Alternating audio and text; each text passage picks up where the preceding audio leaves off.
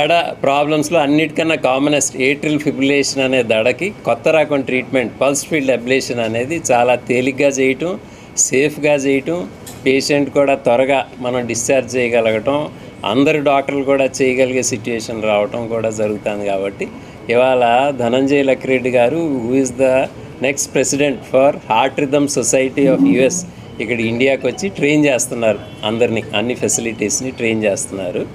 ఈ సందర్భంగా మనం యాక్చువల్లీ పల్స్ ఫీల్డ్ అబ్లేషన్ అనేది first time into the country మనకే ఇచ్చారు ఆ కంపెనీ వాళ్ళు. దాని తర్వాత ఫర్ ద ఫస్ట్ టైం మనం ఒక 12 days బ్యాక్ డాక్టర్ గారు స్టూడెంటే వచ్చి మన దగ్గర ఒక 4-5 కేసెస్ చేశారు కార్టో అనే సిస్టమ్ వాడి, అంటే ఒక మ్యాపింగ్ సిస్టమ్ వాడి.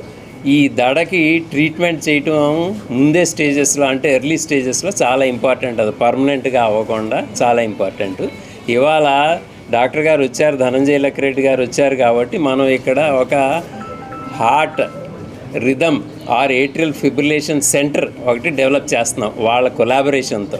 డాక్టర్ గారు యుఎస్ ఇన్స్టిట్యూట్ కొలాబరేషన్తో డెవలప్ చేస్తున్నాం.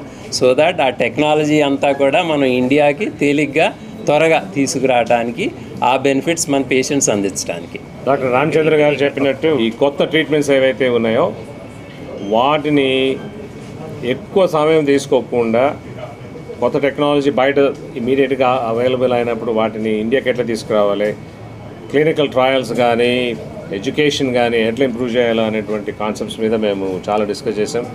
ఇన్ఫ్యాక్ట్ ఈరోజు హోలిస్టిక్ హాస్పిటల్లో ఈరోజు మేము 3 పేషెంట్స్ని ఈ కొత్త ట్రీట్మెంట్ యూస్ చేసి ట్రీట్ చేస్తున్నాము.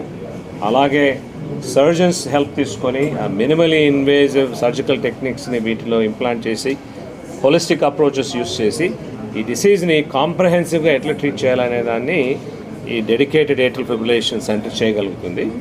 దానివల్ల పేషెంట్స్కి చాలా ఉపయోగం ఉంటుంది. ఈ డిసీజ్ దాదాపు 1 నుంచి 1.2% పేషెంట్స్కి ఈ డిసీజ్ ఉంటుంది కంట్రీలో at any given point in time. కాబట్టి డయాగ్నోస్ చేసి అర్లీగా ట్రీట్ చేసి వాటిని మెయింటైన్ చేయడం అనేటువంటిది ఇంపార్టెంట్. గుండె దడ సిమ్టమ్స్ ఉన్నవాళ్ళు స్ట్రోక్ వచ్చి ఆ స్ట్రోక్కి అండర్లయింగ్ కాజెస్ తెలియకపోవడం అనేటువంటిది, హార్ట్ ఫెయిల్యూర్ సిమ్టమ్స్ వచ్చి కాళ్ళ వాపులు వచ్చి గుండె పంపింగ్ ఫంక్షన్ తగ్గిపోయి వాటికి రీజన్స్ తెలియకపోవడం అనేటువంటి సిచ్యువేషన్స్ ఉన్నప్పుడు ఈ ఏట్రియల్ ఫిబ్రిలేషన్ అనేటువంటిది వెరీ కామన్. అంతేకాకుండా అప్పుడప్పుడు స్కిప్ బీట్స్ వచ్చి మీకు హైపర్ టెన్షన్ ఉండి, డయాబెటీస్ ఉండి, ఒబిసిటీ ఉండి, స్లీప్ యాప్నియా ఉండడం ఉన్న వాళ్ళు పీరియాడిక్గా వాళ్ళ రిథమ్ని చెక్ చేసుకోవడం ఇంపార్టెంట్. అంటే యాపిల్ వాచ్ యూస్ చేసుకొని కానీ ఇంకా other type of external monitors use చేయడం వలన ఈ డిసీజ్ని అర్లీగా కనుక్కోవడానికి స్కోప్ ఉంటుంది. నేను youngest patient that I ever treated was 13 years old. కానీ ఈ డిసీజ్ మోస్ట్లీ ఓల్డర్ పేషెంట్స్కి సంబంధించింది. కానీ మనము మన ఇండియన్ కాంటెక్స్లో ఇప్పుడు కరోనరీ ఆర్టరీ డిసీజ్ ఒకప్పుడు తాతలకో ముత్తాతలకో లేకపోతే నాయనమ్మలకో వచ్చే డిసీజ్ అనుకునేవాళ్ళం. కానీ ఇప్పుడు 30 ఏళ్ళకే కరోనరీ ఆర్టరీ డిసీజ్ వస్తుంది.